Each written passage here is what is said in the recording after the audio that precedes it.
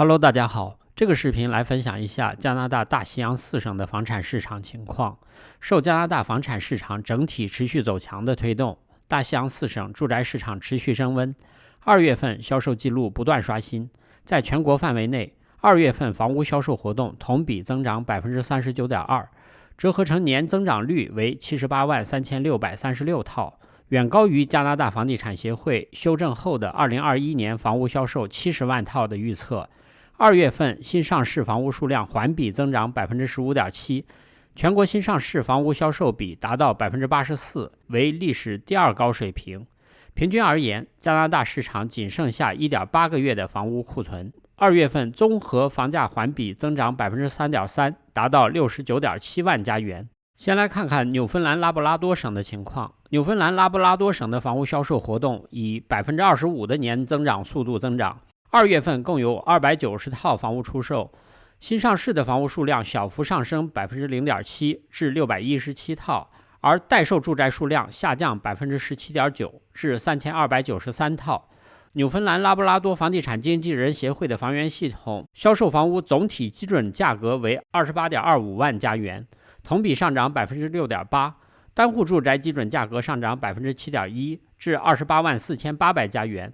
联排别墅单元基准价格小幅上涨 0.8% 至25万5900加元。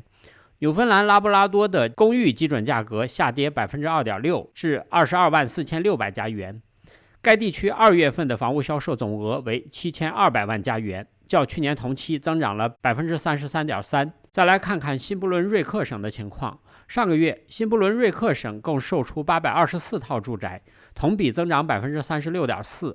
2月份的销量创下新纪录，截止2月底，新上市房屋数量小幅下降 2.7% 至870套，而待售房屋数量下降 45.9% 至2221套。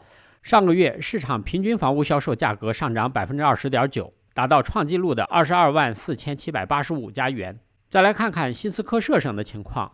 新斯科舍省房地产经纪人协会发布的数据，2月份该省范围内共售出1045套房屋，同比增长 31.9%。 同期新上市房屋数量下降 5.8% 至1101套，活跃住宅数量下降 45.4% 至2373套，为30年来的低点。新斯科舍省的平均房屋售价同比增长 30.4%， 达到34万096加元的峰值。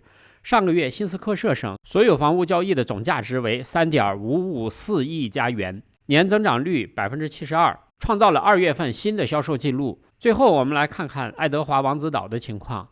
爱德华王子岛房地产协会的数据显示，爱德华王子岛的住宅销售活动同比增长 20.9% 至139套，新上市房屋数量于去年同比显著下降 14.7%， 降至157套。活跃上市房屋数量下降 36.8% 至430套，截至2月底，库存为 3.1 个月，低于去年同期 5.9 个月的水平。爱德华王子岛上个月的平均房屋销售价格为32万2371加元，创历史新高，于去年2月份同比上涨了 17.1%， 总销售额为4480万加元，年增长率 41.6%。以上就是今天我想给大家分享的内容。我的频道每天都会分享一些加拿大的生活经济、房产资讯，欢迎订阅。谢谢观看，再见。